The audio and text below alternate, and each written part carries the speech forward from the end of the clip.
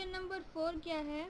Here it is given that PQ is parallel to ST. Okay, an angle PQR is equals to 110. मतलब ये angle जो है वो 110 and RST is equals to 130. Then find angle QRS. मतलब ये वाला जो एंगल है वो हमें फाइंड आउट करना है. Okay, so now what to do is इधर हिंट में ऑलरेडी दिया हुआ है, क्योंकि देखिए इधर हम डायरेक्टली अगर देखेंगे तो ये कोई interior angle, alternate interior angles ऐसा कुछ भी फॉर्म नहीं कर रहे, पर हिंट में ऑलरेडी दिया हुआ है कि draw a line parallel to S T through point R. मतलब एस टी से इधर पैरेलल लाइन एक ड्रॉ करेंगे जो आर से पास होती हो. तो हम कैसे लाइन एक ड्रॉ कर लेंगे इधर पे. Okay, here we are drawing one such line that is parallel to S T. Okay, and this is, suppose it is RM. So see, if this line ST is parallel to RM, okay, so it will obviously be parallel to PQ also. So we can say that now इस solution हम लिख लेते हैं कि here ST is parallel to RM and that is parallel to PQ. okay, तो ये parallel के reason क्या लिखेंगे हम? Things which are parallel to same things are parallel to each other. Things which are parallel to same things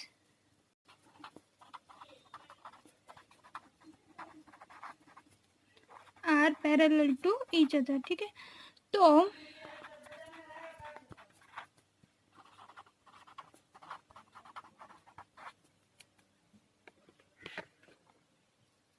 अब देखिए, because P Q is parallel to R M, तो क्या होगा? See this and this angle, you can see that this and this are parallel. So ये दोनों जो angles रहेंगे वो कैसे रहेंगे? अल्टरनेट इंटीरियर एंगल्स होंगे. तो अल्टरनेट इंटीरियर एंगल्स हमेशा कैसे रहते हैं? इक्वल रहेंगे. ठीक है, तो हम ये एंगल फाइंड आउट कर लेते हैं. तो angle Q R M equals to, Q R M कितना होगा? 110, because angle PQR and angle QRM are alternate interior angles. मैं AIA लिख रही हूँ, इसका short form alternate interior angles. Okay, ये उसका फुल फॉर्म. नाउ सी, ये पूरा हमको मिल गया, पर हमको कितना चाहिए था? सिर्फ QRS. तो 110 में से इतना माइनस करना पड़ेगा. तो ये कितना होगा? तो look again, see S T and R M are parallel to each other. ये दोनों पैरेलल है, तो ये दोनों क्या होंगे? Interior angles on the same side of the transversal. I hope आप लोगों को समझ में आ रहा है कि मैं क्या बोल रही हूँ, क्योंकि देखिए जब भी हमको फाइंड आउट करना होता है तो हमको ऐसे इमेजिन करना पड़ेगा कि ये एक ट्रांसवर्सल है, जैसे कि ये है. तो एक ट्रांसवर्सल ऐसे, उसको मैं इलोंगेट करके आपको एक बार दिखा रही हूँ. ये एक ट्रांसवर्सल है और ये दोनों उसके पैरेलल लाइंस है. ठीक है, तो देखिए now you can see that this and this are the interior angles on the same side of the transversal. So now this two will be supplementary, so we can write down that TSR and SRM will be supplementary. तो SRM क्या होगा? 180 में से 130 को subtract कर दो, तो we'll write it angle SRM will be equals to 180 minus 130 degree. तो हम क्या लिखेंगे? they are supplementary. okay, उसके बाद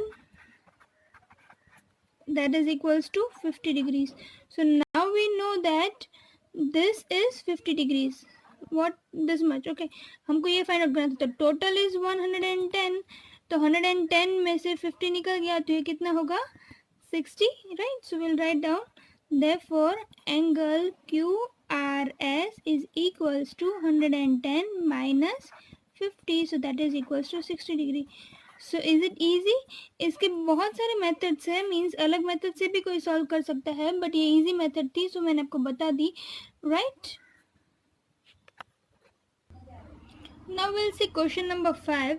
क्वेश्चन नंबर 5 में क्या कहते हैं कि if A B is parallel to C D, Okay, and APQ is given as 50 degrees, then NPRD is given 127 degrees. Then we need to find the values of x and y. So see, it's very easy. आप देखेंगे तो ये देखिए, ऐसा आप just देखेंगे तो ये z फॉर्म कर रहा है. z फॉर्म करना मतलब it's an easy trick to find out the alternate interior angles. Okay, फिर से एक बार बता रही हूँ, ये और ये दोनों इंटीरियर एंगल्स हो गए. ये सपोज के दो लाइंस है, ये उसकी ट्रांसवर्सल है, राइट. तो ये दोनों क्या हो गए, अल्टरनेट इंटीरियर एंगल्स होंगे. तो ये और ये कैसे रहेंगे, इक्वल, बिकॉज ये दोनों कैसे है, अल्टरनेट इंटीरियर एंगल्स. तो हम लिखेंगे angle P Q are, sorry वो ऐसे लिखने की ज़रूरत नहीं है, हाँ तो लिखना है तो लिख दो. P Q R is equals to X is equals to 50 degree. क्यों, क्योंकि ब्रैकेट में लिख देंगे अल्टरनेट इंटीरियर एंगल्स में. इधर शॉर्ट में लिख रही हूँ, आप फुल फॉर्म भी उसका लिख सकते हैं. तो एक्स की वैल्यू क्या मिल गई हमको, 50 degree, right. So X is equals to 50 degree. Now see, ये जो y है, ये हम अगर ऐसे पूरा देखें तो ये भी z फॉर्म हो रहा है ना, ये देखिए ऐसे, राइट. तो ये z फॉर्म हो रहा है, तब कैसे, ये जो होगा वो ट्रांसवर्सल होगा. पैरेलल लाइंस तो यही है, ये एक ट्रांसवर्सल होगा, ठीक है, और ये दोनों पैरेलल लाइंस होगी. तो इसका मतलब क्या होगा, ये पूरा angle and this angle will be से equal, right or not? This angle and this angle will be equal at that time. Okay, so can we say that p 50 plus y is equals to 27? yes or no? तो हम क्या लिख सकते हैं, पहले मैं उस एंगल को लिख लेती हूँ कि APR angle APR is equals to angle PRD. okay, why? Because again alternate interior angles. Now APR is what, 50 plus y, that is equals to 127 degree. So what can we write, y is equals to 127 minus 50 degree, so that will be equals to 77 degrees. So this is the value of x and y we have found out. Okay, very easy. Now we'll start question number 6. So what is question number 6? In the figure, PQ and RS are two mirrors placed parallel to each other. So this is PQ and this is RS. ये side जो है अंदर की side, ये दोनों reflecting side है, बाहर की साइड है वो नॉन रिफ्लेक्टिंग साइड है, ठीक है. तो हमको क्या दिया हुआ है कि PQ is parallel to RS. Okay, ये एक फिजिक्स के टाइप का सम है. ओके, तो उसको हम उसमें क्योंकि थोड़े फिजिक्स के रूल्स भी अप्लाई होंगे तो उस हिसाब से उसको देखेंगे. Now an incident ray AB strikes the mirror PQ at B. Incident ray एक है AB जो B पे, मतलब ये PQ वाला जो मिरर है उसमें B पे स्ट्राइक करता है. Now this reflected ray, the reflected ray moves along the path BC, okay, and strikes the mirror RS at C. ये इधर पे strike करेगा. Now again reflects back along CD. okay, now prove that AB is parallel to CD. हमको ये और ये दोनों lines parallel है ऐसा prove करना है.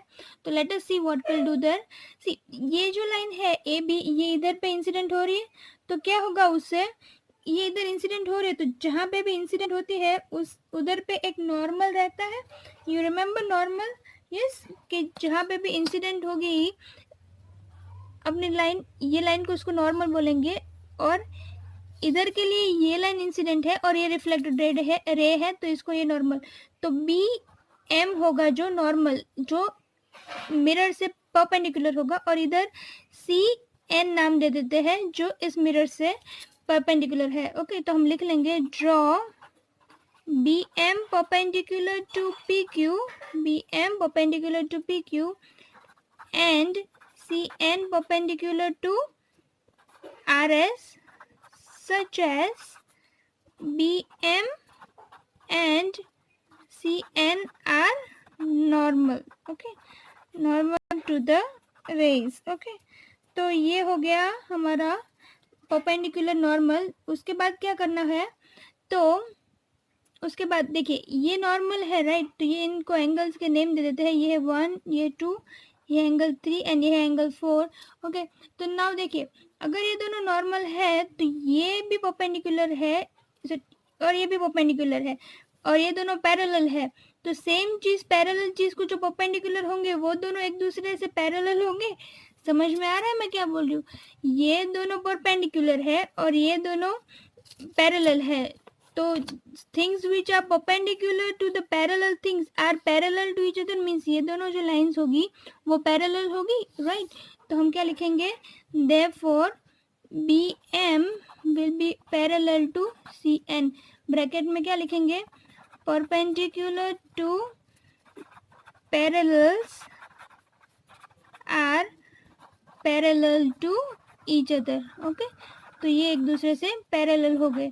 तो ये एक चीज़ हमको समझ में आ गई कि BM और CN पैरेलल है। अगर ये दोनों पैरेलल है तो ये ऐसे हम देखिए Z फॉर्म हो रहा है अगेन, राइट? तो Z फॉर्म होने का मतलब क्या कि ये एंगल और ये एंगल इक्वल होंगे। क्यों? क्योंकि वो कैसे एंगल्स है, अल्टरनेट इंटीरियर एंगल्स। तो हम क्या लिख सकेंगे, therefore angle 2 is equals to angle 3, okay? Therefore angle 2 is equals to angle 3 bracket में अल्टरनेट इंटीरियर एंगल्स हो गया। बट हमारे पास क्या था, देखिए, but according to law of reflection, मैं बताती हूँ आपको, लॉ ऑफ रिफ्लेक्शन क्या कह रहा है, फिजिक्स का रूल अभी इधर पे अप्लाई हो रहा है, याद कर लीजिए। अगर याद नहीं आ रहा है तो फिर से थोड़ा रिवाइज कीजिए कि लॉ ऑफ रिफ्लेक्शन क्या बोल रहा था कि एक नॉर्मल है, ठीक है? तो जो इंसिडेंट रे इधर पास हो रही है और ये जो रिफ्लेक्टेड रे हो रही है, तो ये दोनों एंगल्स जो है ना नॉर्मल के साथ बनाते हैं, वो दोनों एंगल्स हमेशा कैसे रहेंगे, सेम रहे। It means incident ray is equals to reflected ray, means incident angle is equals to reflected angle, मतलब angle 1 equals to angle 2। Same way इस पॉइंट के लिए ये इंसिडेंट रे होगा और ये रिफ्लेक्टेड होगा, तो ये इंसिडेंट एंगल होगा और ये रिफ्लेक्टेड एंगल होगा। समझ में आ रहा है? तो 1 इक्वल्स टू 2 होगा और 3 इक्वल्स टू 4 होगा, करेक्ट? सो हम क्या लिखेंगे, according to law of reflection angle 1 equals to angle 2 and angle 3 equals to angle 4। पर ये हमने क्या लिखा था कि एंगल 2 इक्वल्स टू एंगल 3, ये और ये इक्वल है, तो 1 is equals to 2, 2 is equals to 3, 3 is equals to 4. So it means all are equals to each other. So we can say that from 1 and 2, from equation 1 and 2, angle 1 equals to angle 2 equals to angle 3 equals to angle 4. It means they all are equal to each other. Now what do we need to find, that AB is parallel to CD. तो to prove that AB is parallel to CD हमें क्या चाहिए, इन दोनों को parallel prove करना है ना। तो इन दोनों को पैरेलल प्रूव करने के लिए हमको कौन से एंगल चाहिए, ये और ये, क्योंकि अगर ऑल्टरनेट इंटीरियर एंगल्स इक्वल हो गए तो लाइंस पैरेलल हो गई।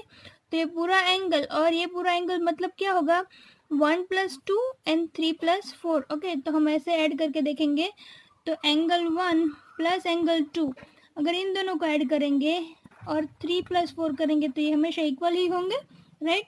देयरफॉर 1 + 2 क्या है, तो हम उस एंगल का नाम लिख लेते हैं जो है ABC is equals to angle BCD। मैं आपको दिखा देती हूँ, 1 + 2 is angle ABC and 3 + 4 is BCD। समझ में आ रहा है? तो ABC is equals to BCD, therefore AB and CD are parallel to each other. इधर रीजन क्या लिखेंगे, alternate interior angles, therefore line AB is parallel to line CD। क्यों? क्योंकि if two angles,